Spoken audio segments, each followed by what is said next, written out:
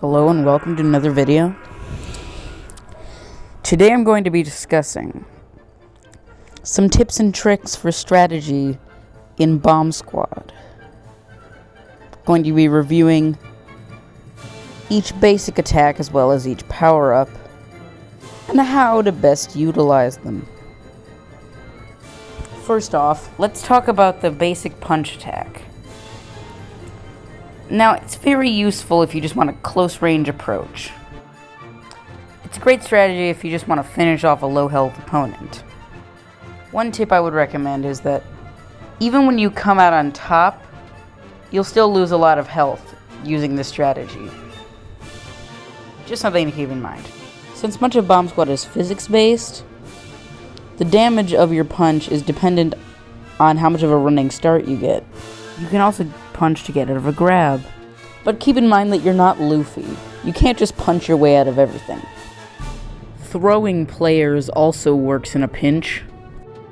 Just keep in mind that your opponent can get out of it by punching. Oddly enough, this can sometimes work in your favor. Really not much to say here. It's just a strategy that really works sometimes and sometimes completely fails.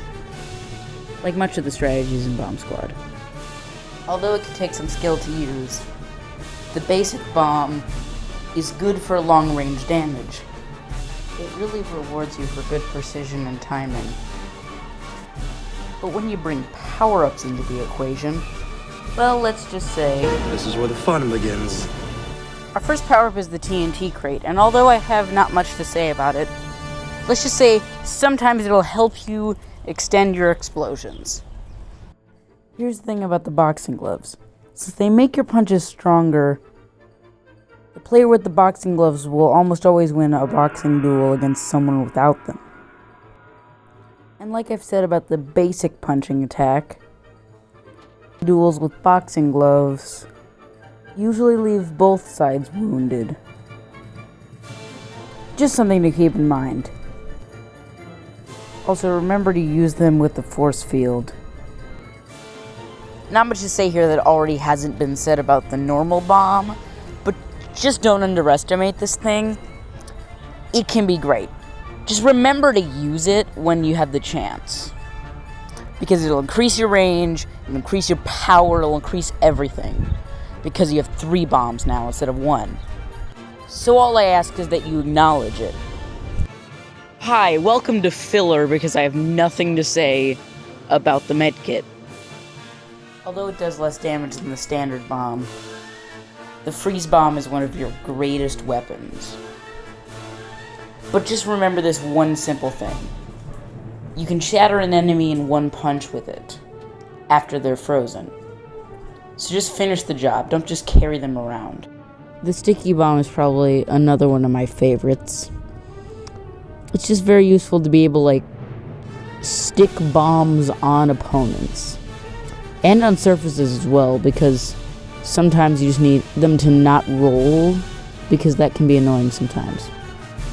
Just remember, they can also stick to you.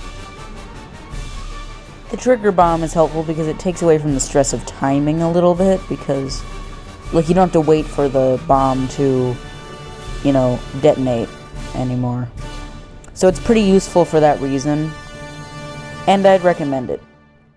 Just make sure to remember this will also make it harder to avoid damaging yourself. The mine is great for defense, and fun to use, and not really fun to go up against.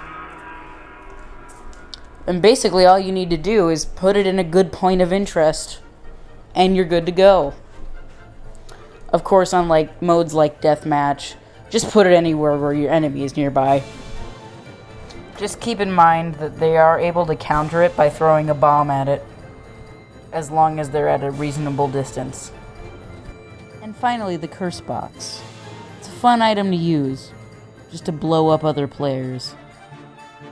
But there's 2 important things to remember when using it. Remember to have good timing, and also when you're using it in deathmatch, only use it when you're winning. Well, I hope that helped you with your Bomb Squad strategies. And with that, that's power up an attack in Bomb Squad. I'll see you in the next video. Like, share, subscribe.